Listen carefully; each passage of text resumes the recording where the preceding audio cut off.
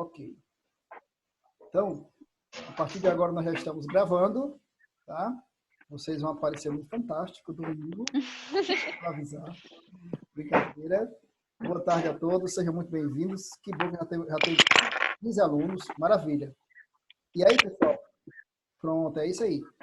O capítulo 11, que é o que nós vamos explorar, ele fala de soluções, ok? Ele fala de soluções. E eu deixei o material na semana passada, acho que alguns de vocês já devem ter visto. Confirma para mim aí alguém que tenha visto esse material. Eu mandei no grupo. Junto com o vídeo. Eu vi. Qual? O material, Qual? os slides da semana passada. Sim, sim. Se você não viu, não baixou, tá lá no grupo ainda, tá certo? Não, baixei. Sim. De qualquer maneira, eu vou tornar a mandar hoje.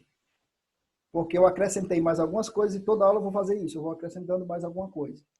Então, gente, Mas os mesmos assuntos, né? o assunto é uma sequência, tá? Cada semana eu vou dar sequência ao assunto da semana anterior. Mas aí, se você pegar os slides de hoje, você vai ver que tem tudo que eu mandei na semana passada e mais alguma coisa. E vai ser sempre assim, tá certo? Até que a gente tenha terminado esse capítulo, aí quando a gente vai passar para o outro, a gente vai avisando. Combinado? Então, Beleza. eu vou compartilhar com vocês alguns desses slides e sempre que vocês quiserem intervir, fiquem à vontade. Vocês desmutam o microfone de vocês e falam assim, professor, essa parte aí eu não entendi, ou essa parte aí eu repetisse. Enfim, dá um feedback para mim se você não estiver entendendo, combinado? Tá certo. A partir desse momento agora eu vou estar dividindo a tela com vocês. Mais alunos chegando aqui. Tinha mais alguém aqui, vamos ver. Ok.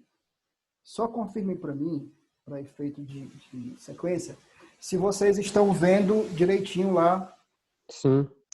o slide. Sim. Tudo certo? Perfeito. Sim. Tudo bem. Ok, pessoal. O nosso roteiro, ele é basicamente o mesmo da semana passada, tá? A gente começa com o conceito de dispersão. Por que eu trouxe esse mesmo roteiro? Porque como eu não tive aula ao vivo, ouvindo vocês, eu não tinha como saber se vocês tinham entendido, se tinham tido alguma dúvida, essas coisas assim. Mas agora que a gente está aqui, a gente já pode fazer esse tipo de feedback. Por exemplo, eu tenho aqui o conceito de dispersão, tá? Conceito de dispersão. Aí você fala assim, professor, eu li o conceito, reli, mas tipo assim, eu não entendi, ó, fiquei boladão. Aí eu vou ter a oportunidade de esclarecer para você. Então vamos fazer um laboratório aqui, ó. Vamos fazer aqui uma espécie de laboratório. Dispersão. Toda mistura é chamada dispersão. Então o que é dispersão? Qualquer mistura, certo? Mas é tão simples assim, professor? É só dizer que dispersão é uma mistura? Calma. Se eu misturar duas substâncias, quando eu falo de mistura aqui, claro, é mistura de substâncias, né, pessoal? Se eu misturar duas substâncias e essa mistura resultar em um sistema homogêneo, aí eu vou ter um tipo de dispersão. Se for um sistema heterogêneo, eu vou ter outro tipo de dispersão. Então, a dispersão é um gênero. Tá? Então, eu digo assim, ó, tudo que eu misturo, toda mistura de substâncias, para ser mais preciso, é chamada de dispersão. Tá? Mas nem toda dispersão é igual. Por isso que no próximo slide tem aqui uma classificação dos tipos de dispersão. Então vem comigo aqui, ó. Como eu falei, se eu produzir uma mistura, uma dispersão, de maneira que as partículas misturadas sejam muito pequenas, Sejam homogêneos, né? Exatamente, formem um sistema homogêneo muito bom, muito bom. É tipo assim, se eu colocar sal de cozinha, uma pitadinha de sal em 1 litro de água, ele vai ficar tão bem dissolvido que eu não vou conseguir enxergar o sal ali. Porque a partícula dispersa é muito pequena. Só para vocês terem uma ideia, cada uma dessas unidades aqui, um nanômetro, é o equivalente a 1 metro dividido em 1 bilhão de partes. Então, é uma partícula tão pequena que seria impossível enxergá-la mesmo no microscópio eletrônico. Quer dizer, se você conseguir fazer isso, se você conseguir colocar uma partícula tão pequena que ela se torne invisível dentro da solução, aí sim você tem uma solução, né? Então, o termo solução aqui, ele é um termo técnico, não é sinônimo de resolução, não é sinônimo de, enfim, solução de problema, não é disso que se trata. É um termo técnico que os químicos adotaram para dizer que é uma mistura homogênea. Agora, se você colocar a partícula e ela ficar visível dentro da mistura, aí eu tenho uma suspensão. Por exemplo, quando você faz suco de maracujá, você nem precisa provar, nem cheirar para saber que é suco de maracujá. Por quê? Porque você vê a partícula dissolvida, né? Você vê a partícula que você tentou dissolver. Então, ali é uma suspensão. Talvez seja fácil de lembrar assim. A partícula é tão grande que ela fica suspensa. Ela fica visível. Assim também, se eu tentasse misturar água, terra com água, dissolver terra na água. Então, aqui, para facilitar a memorização, eu costumo dizer assim, se a partícula for muito pequena, é uma solução. Se a partícula for muito grande, é uma suspensão. E agora vem a parte mais dolorosa. Se a partícula nem for tão pequena, que caracteriza uma solução, nem tão grande, que caracteriza uma suspensão, professor, aí eu tenho uma dispersão coloidal, também chamada de coloide. E aqui reside um campo de dúvidas muito grande, porque você precisa de bastante informação para saber se é um coloide. Por exemplo, o tamanho da partícula, né? Não adianta você adivinhar, né? Não basta você ter ali uma ideia, você tem que ter uma informação precisa. Eu deixei na aula passada, lá no final dos slides, eu vou passar aqui, uma pergunta sobre isso. Ó. Era um refrigerante. Uma fórmula caseira de refrigerante e a pergunta: o refrigerante é uma solução? Então, dentro desse quadro aqui, ó, se você disser que o refrigerante é uma solução, você está dizendo que ele é aqui, ó, uma dispersão na qual a partícula dispersa é muito pequena, ou seja, é uma mistura homogênea.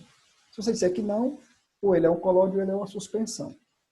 Então, deixa eu fazer o seguinte, eu vou voltar aqui para a gente, vou parar de compartilhar para ver vocês. E aí, eu quero aqui pelo menos 2 ou 3 para dizerem para mim o que vocês acham. Eu vou escolher, tá bom? Posso escolher? Gabriele, desmuta teu microfone e responde para mim: o refrigerante é uma solução ou não? Eu acho que não. Você acha que não? Tem alguma ideia de por que não seria? Também não. Também não. Mas você entendeu o que é uma solução? Entendi. É uma mistura homogênea. Lá no primeiro ano você chamava isso de mistura homogênea.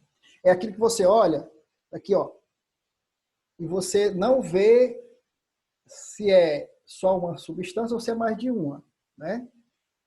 Quer dizer, se eu mostrar um copo com água... Como se fosse alguma coisa de gasolina, assim, como é feita a gasolina. Pronto.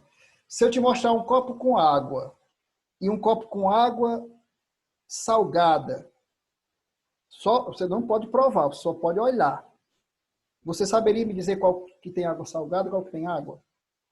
Não. Não. Pronto.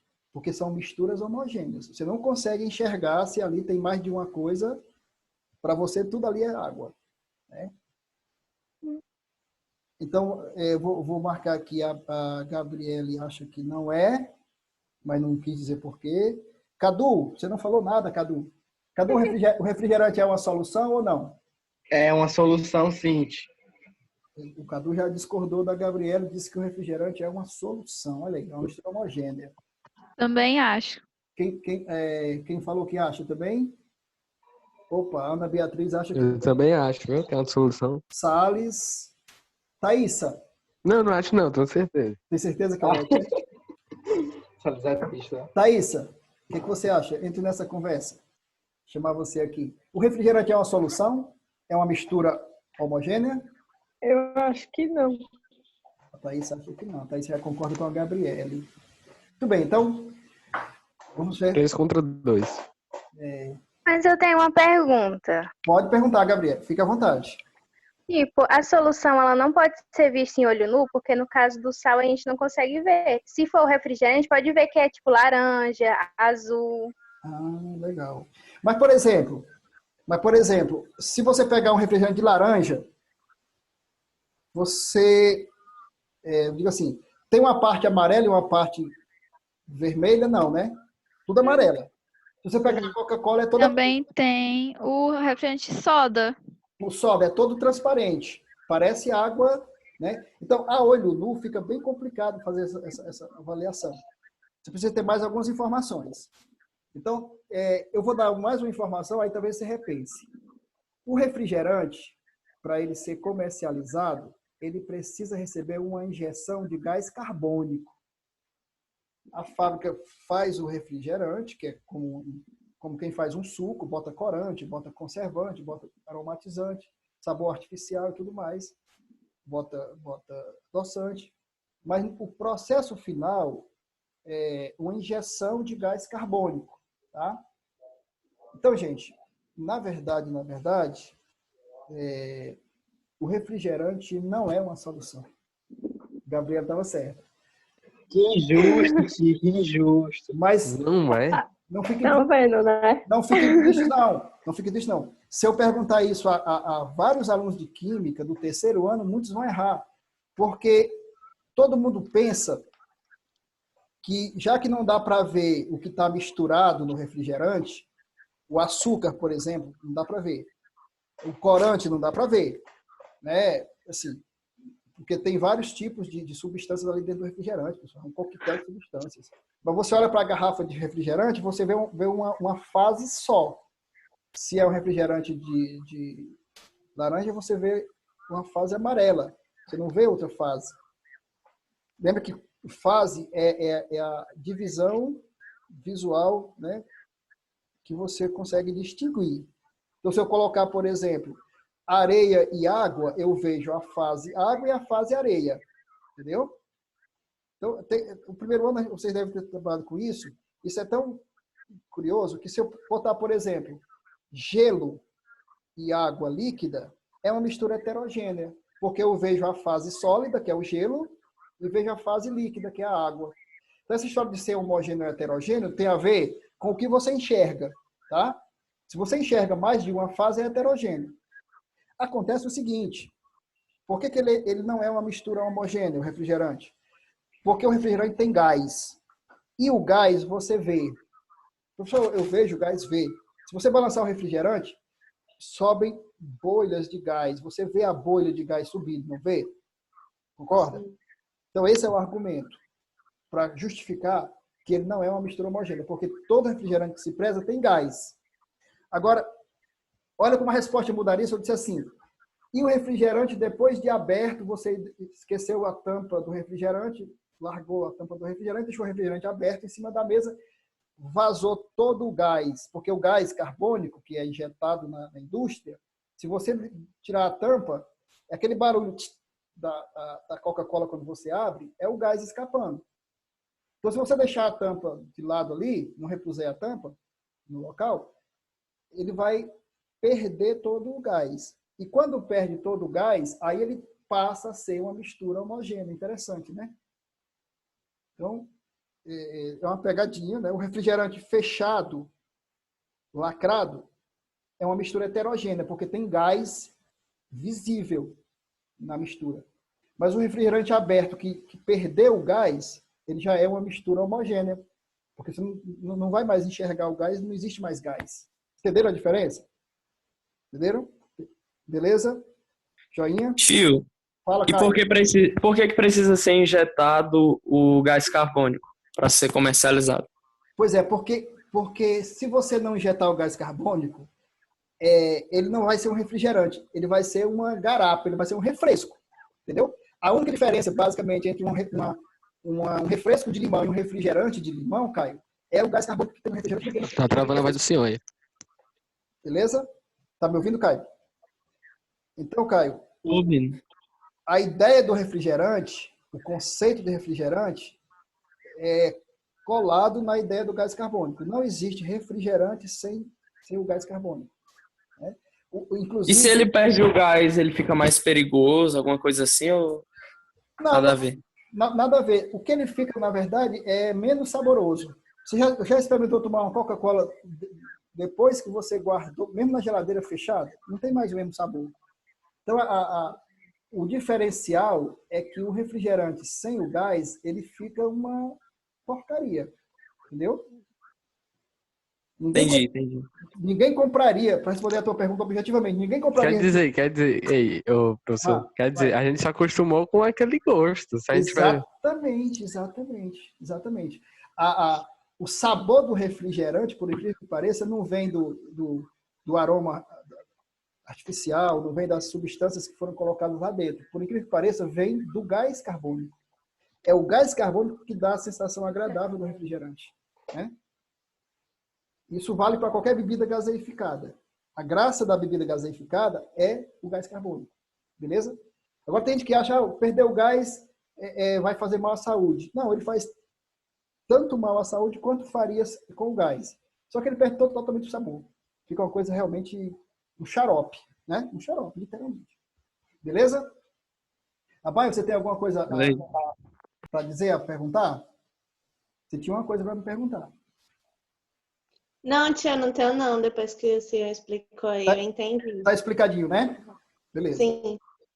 Então, para minha pergunta não ter pegadinha, mas eu deixei a pegadinha de propósito. Porque se eu perguntasse o refrigerante lacrado, aí você ia matar a charada. Eu perguntei o refrigerante. Então, na verdade, a pergunta, a resposta, aliás, ela seria completa assim. Depende. Se o refrigerante ainda estiver com o lacre, com a tampa, ou seja, ainda estiver com o gás, ele é uma mistura heterogênea, portanto, não é uma solução. Agora, se ele estiver aberto e já tiver perdido todo o gás, aí ele deixa de ser uma mistura heterogênea e volta a ser uma mistura homogênea. Beleza? Tamo junto? Bom, pessoal, eu vou voltar a compartilhar aqui a tela. Vocês podem fazer a interrupção quando precisarem, para a gente dar sequência, dizendo o seguinte para vocês.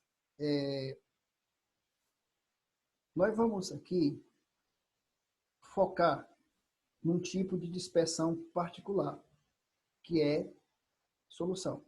O estudo dos colóides das suspensões é para um outro momento. Então, desses 3 tipos de dispersão, nós vamos deixar para lá. Esses 2 vão focar aqui, ó, soluções.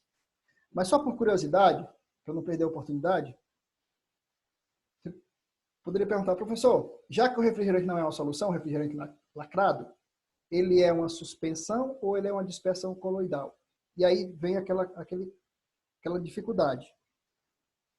Já que a partícula dele tem essa dimensão e não essa, ou seja, as partículas de gás dispersas não são tão grandes, ele é um coloide. Tá bom, gente? Suspensão mesmo é aquilo que você enxerga de longe a partícula. Então, se você tiver que cravar entre suspensão e coloide, só crave suspensão, só diga que é suspensão se a partícula for muito grande. É tipo pó de madeira dentro d'água, tá certo? Feijão que caiu dentro da farinha, aí é uma suspensão.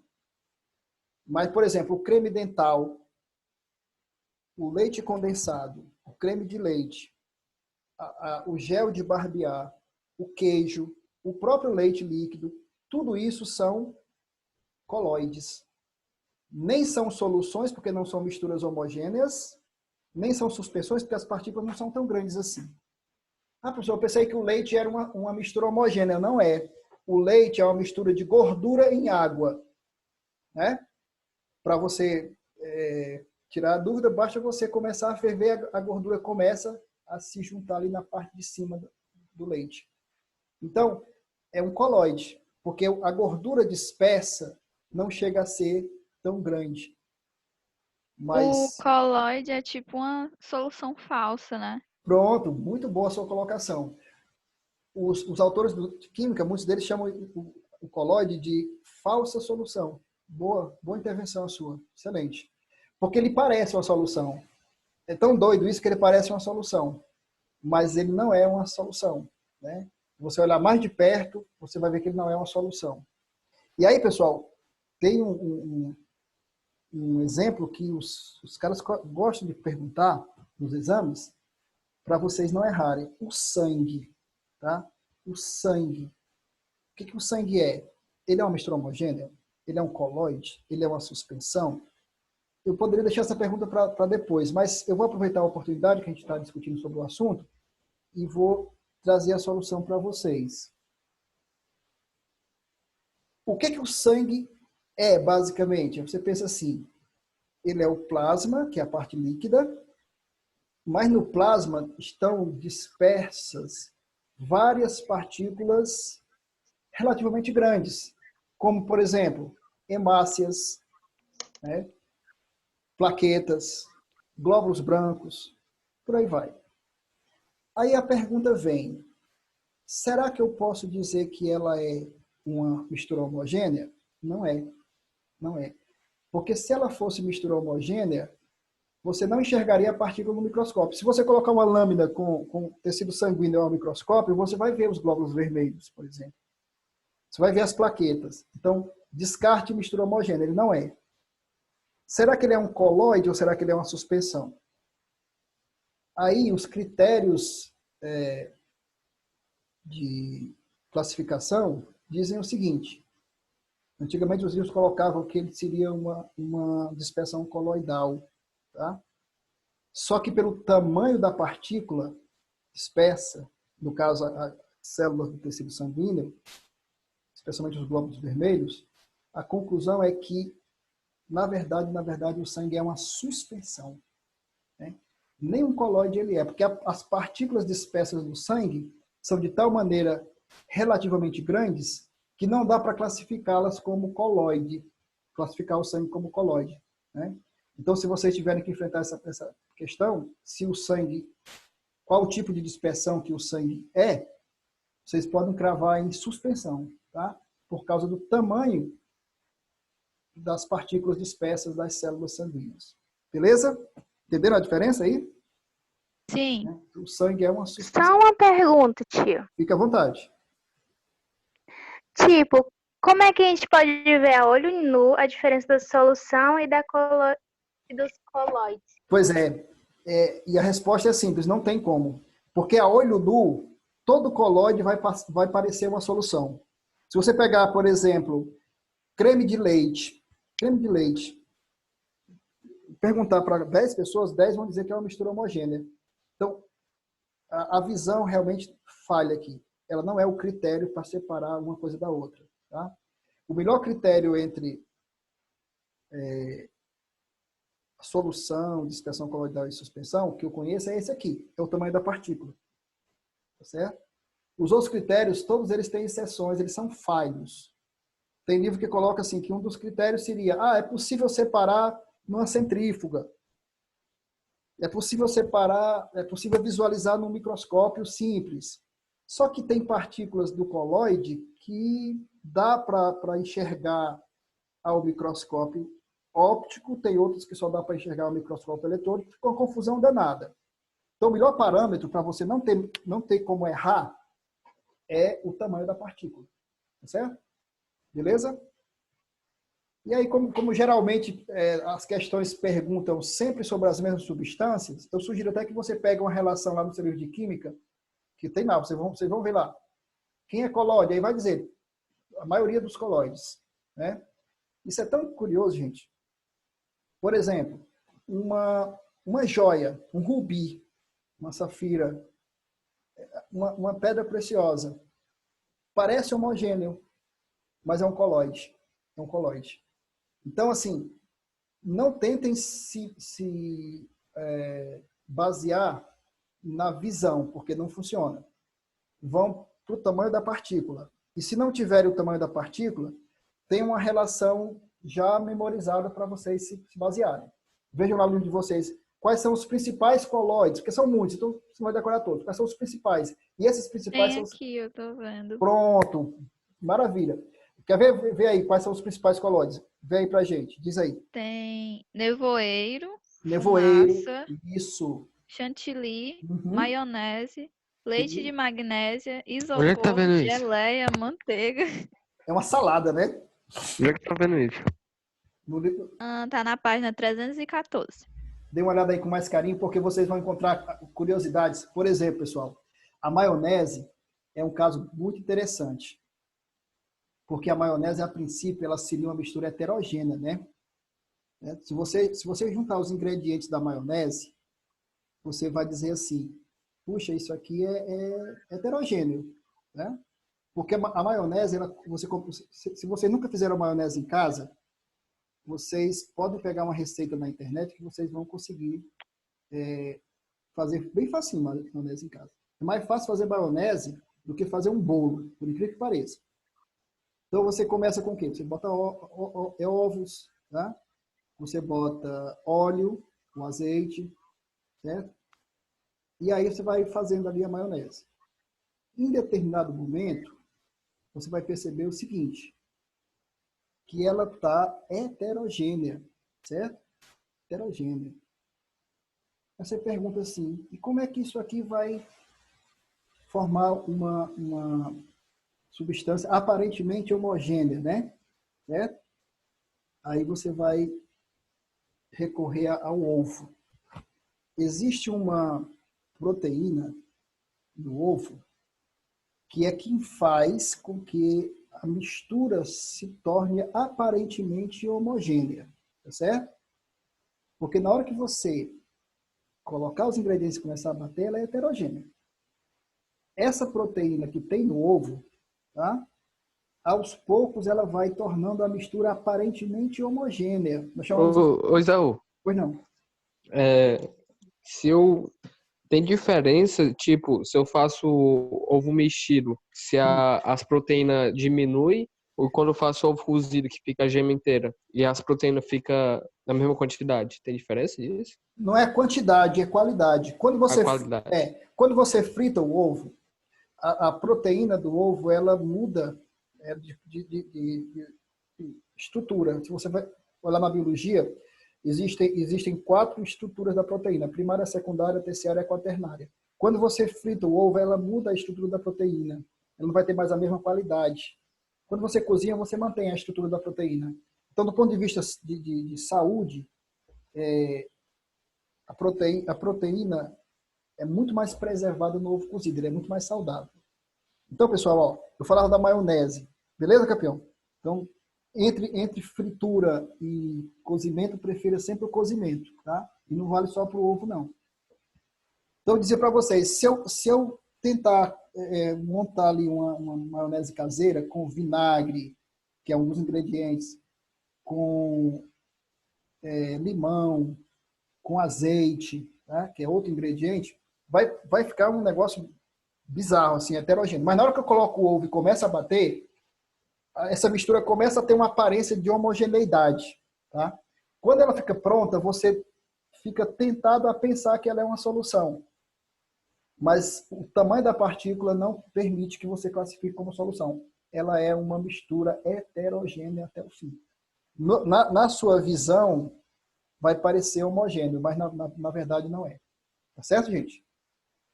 Beleza? Mais alguma dúvida? Então, eu sugiro a vocês que deem uma olhada aí no livro de vocês, nessa relação, tá bom? De colóides, porque são muitos e geralmente são muito conhecidos, são produtos que você encontra na sua casa. Aí, pessoal, mergulhando agora no estudo das soluções, que vai ser um estudo bem longo, o capítulo 11 inteiro é sobre isso. E olha, vou te falar uma coisa. Se vocês gostarem desse estudo, vão fundo, porque dá uma base para você resolver questões que é uma coisa incrível, assim. Vocês vão sentir muita facilidade se vocês conseguirem estudar bem o capítulo 11. para vocês entenderem o que é solubilidade de um jeito bem mais fácil do que se eu colocasse um conceito.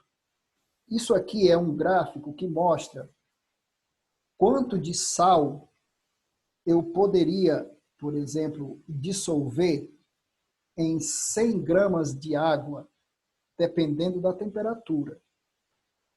Deixa eu voltar aqui um pouquinho para vocês, para a gente abordar esse assunto de uma forma bem mais prática, para vocês entenderem. Até aqui tudo bem, pessoal? Acompanhando bem a Negócio de aula? sódio aí? É um sal, aqui um sal qualquer, né? É um sal qualquer, mas a gente pode colocar como exemplo o cloreto de sódio, o sal de cozinha, sem problema. Então, deixa eu voltar aqui para a gente conversar sobre o seguinte. Vocês já perceberam que é mais fácil dissolver algumas substâncias na água quente? Está parecendo aula de culinária, né? Eu vou fazer uma live depois.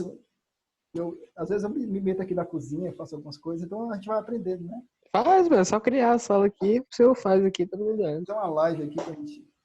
É bom Mas, que o povo se distrai da quarentena. Passa mais rápido o tempo. Vocês já devem ter notado que é muito mais fácil dissolver algumas substâncias em água quente, né, pessoal? Agora, isso não é uma tendência geral. Existem substâncias que dissolvem melhor na água fria, né? Por exemplo, gases. Gases se dissolvem melhor na água fria do que na água quente. Mas uma boa parte das substâncias sólidas, o leite em pó, por exemplo, o açúcar, os sais, de um modo geral, se dissolvem melhor na água quente. Tá? Essa característica, se a capacidade de dissolução é maior ou se é menor, nós chamamos de solubilidade. Solubilidade. Cuidado, não são todos os sais que se dissolvem com mais facilidade na água quente, não. Tem alguns sais, são exceções, são poucos, mas alguns sais se dissolvem melhor na água fria. Tá? Então, eu vou mostrar para vocês aqui, ó, o exemplo de um sal qualquer, não preciso nomear agora, que ele se dissolve melhor na água quente. Acompanhe essa curva com os pontinhos aqui. Ó. O segredo está aqui. 40 graus. Vou começar da temperatura menor. 0 grau.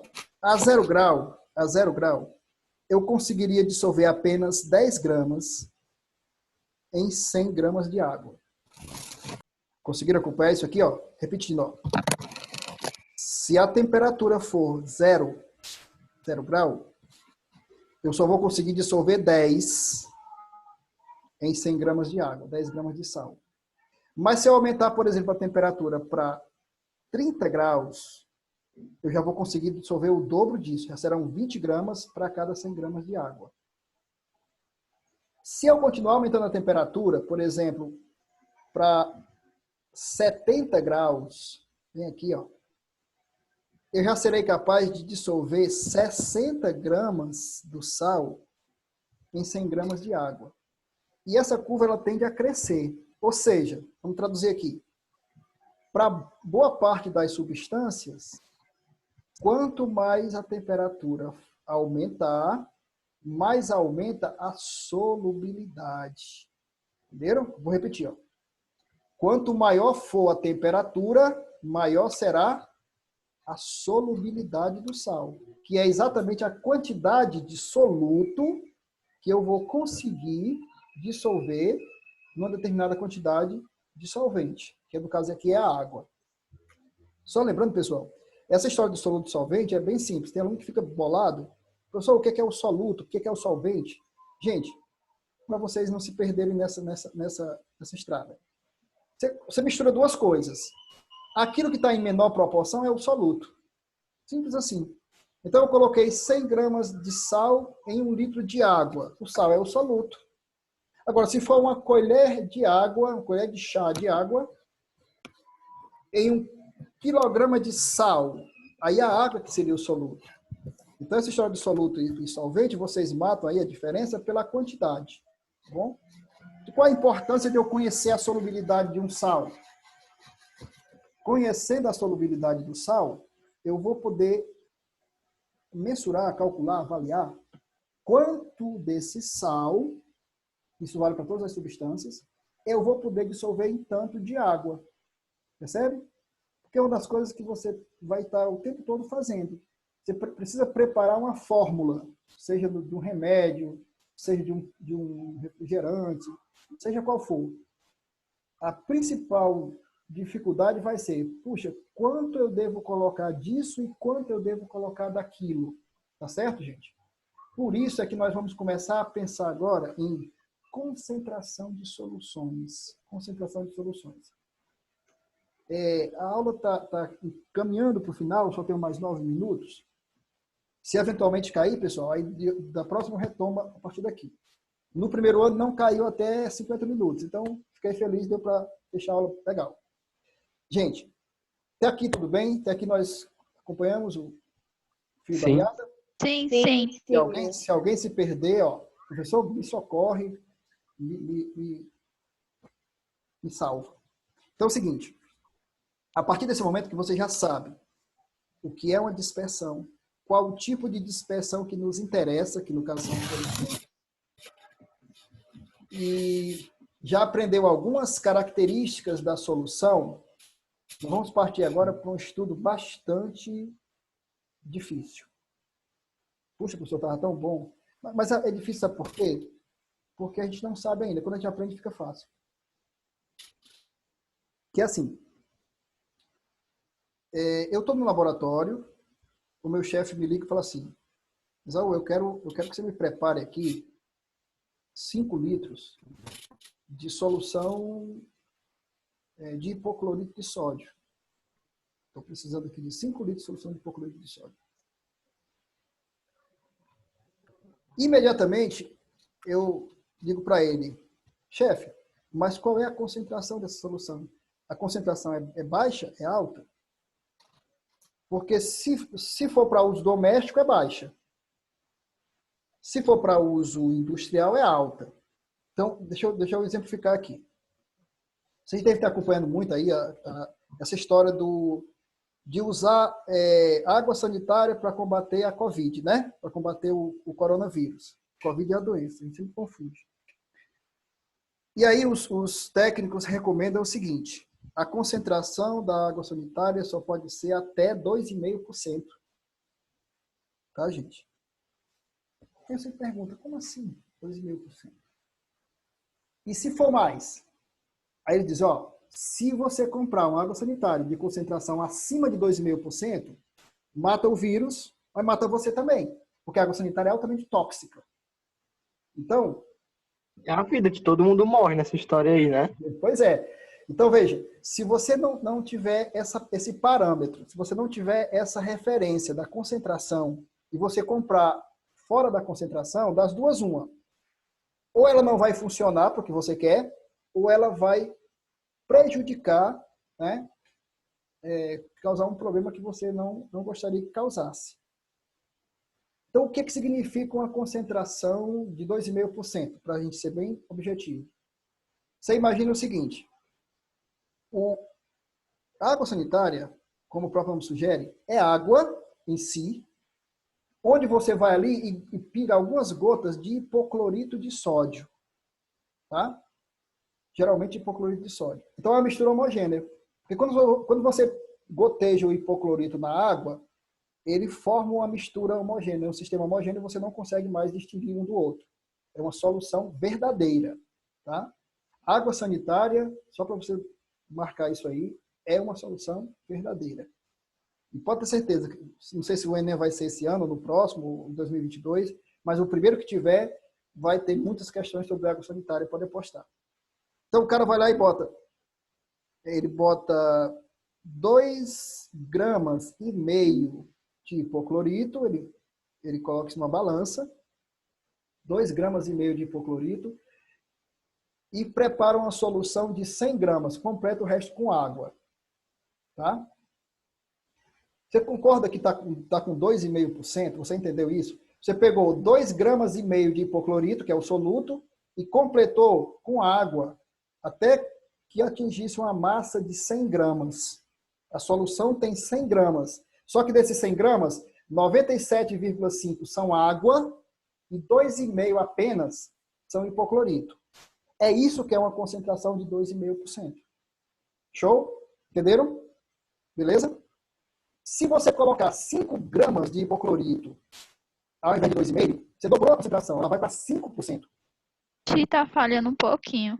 Tá falhando, é? Eu tenho a impressão que eles já estão querendo me derrubar aqui. Então, vou repetir. Tem 2 minutos só, até 3h50. Puxa, é verdade. São 3h48.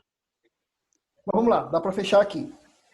Se eu puser só 2,5 gramas de hipoclorito em 97,5 de água, dá 100 gramas e a concentração é 2,5%. Certo? Agora, se eu puser 5 gramas de hipoclorito e fizer uma solução de 100 gramas, dá 5%. Se eu colocar 10 gramas de hipoclorito, dá 10%. Então, você precisa estar muito atento para que a concentração não extrapole aquele limite. Entende? É como fazer um café e botar mais pó de café do que o necessário. Percebe, pessoal? Então, para isso, gente, é que nós precisamos de tanta matemática, porque tem que ser um cálculo preciso. Então, atenção, ó, nesses 30 segundinhos que faltam, eu vou só compartilhar aqui com vocês que eu deixei aqui desde a semana passada, mas enfim, quem não pegou agora vai ter essa chance. Eu ainda vou postar isso aqui hoje no grupo. As 2 principais relações matemáticas que vamos usar nesse momento, e vou trazer aqui 2 exercícios resolvidos, tá certo? E esses exercícios daqui por diante, pessoal, vocês podem deixar para a próxima aula. Na próxima aula eu converso sobre isso aqui com vocês. Então, ó, eu só quero que vocês deem uma olhada nessas 2 relações matemáticas, que são essa aqui. A cadeira quebrou de novo. E essa aqui. Então, essas 2 concentrações, nós vamos trabalhar isso na próxima semana. E deem uma olhada nos 2 exercícios resolvidos. Como eu ainda estou sem o livro de vocês, eu não vou baixar o PDF dele, eu vou fazer o seguinte, eu não vou passar a atividade do livro hoje. Só quero que vocês deem uma olhada nos slides todos. Graças a Deus. Não vou passar a atividade hoje ainda não. E deem uma olhada nas 2 atividades resolvidas para ver se vocês entenderam o raciocínio que foi utilizado lá. Combinado assim? Sim, senhor. Gente, Não entendi não, como é? vou repetir. Não vai ter atividade do livro, tá? Certo. O que é que você vai fazer daqui até a próxima semana? Você vai olhar os slides, vai estudar os slides, especialmente até onde nós explicamos, e aí, terminados os slides, tem atividades, lá nos slides. Certo. 2 resolvidas. Eu quero que você dê uma olhada nessas 2 atividades que estão resolvidas, tá bom? Para que você me diga na próxima semana se você compreendeu essa resolução. Porque às vezes tem uma atividade que já está resolvida, mas você não entende por que deu aquele resultado. Não é verdade? Sim. Tipo assim, o refrigerante é uma mistura heterogênea, mas não sei por quê. Então você vai dar uma olhada nessas 2 atividades que eu deixei lá resolvidas. E tem uns slides no final que nós vamos explorar só na próxima semana. Mas se você já quiser também olhar, fique à vontade. Se quiser também olhar no seu livro, você tem umas questões aí já resolvidas, outras para resolver. Pode ir pesquisando aí para que você possa saber na próxima aula até o que você vai querer perguntar para mim. Tá, pessoal? Então não deixem de olhar o livro de vocês. Acompanhem o capítulo 11 desde o início, leiam, releiam. Quando chegarem em algum conteúdo que vocês não consigam compreender, me avisem. A Baia quer fazer uma pergunta. Fala, Baia. Tia, eu não tenho livro, não. Ô, Abaia, como é que a gente vai fazer? Abaia, Eu posso mandar foto. Não, eu vou fazer o seguinte, Abaia. Eu vou baixar o PDF, aí eu mando para você no seu privado. Combinado? Show, tia. Muito grata. Agradeço bastante. Se mais alguém não tiver o livro, manda para mim essa informação que eu mando em PDF para vocês. Daqui até a próxima semana eu mando. Combinado? É. Sim. Tá joia, pessoal. Estamos chegando aí ao final, pessoal. Muito obrigado pela participação de vocês. Adorei, tá? Vocês são excelentes. Estava com saudade, ainda estou com saudades. E quero desejar a vocês um bom final de semana. Saúde para vocês, para a família de vocês. Hoje, pessoal, é o Dia Internacional da Família. Então, comemorem esse dia com a família de vocês, porque é o que há de mais importante nesse momento. É essa união da família. Tá?